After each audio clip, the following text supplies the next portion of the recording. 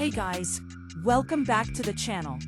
In today's video, we're going to build a beautiful animated UI in iOS using SwiftUI, just like modern apps you see on the App Store. And the best part, we'll create everything step by step. Animated gradient background, scale plus rotation animation, pulse effect, Lottie animation. So let's get started. Source code link available in video description.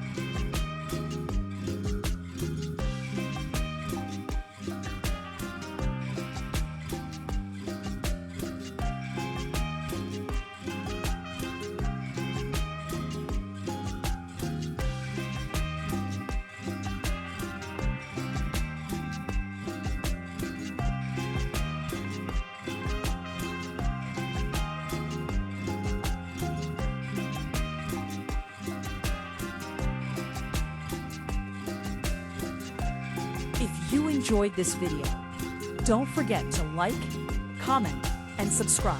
And if you want more videos like Android Jetpack Compose, SwiftUI UI designs, or full app projects, let me know in the comments.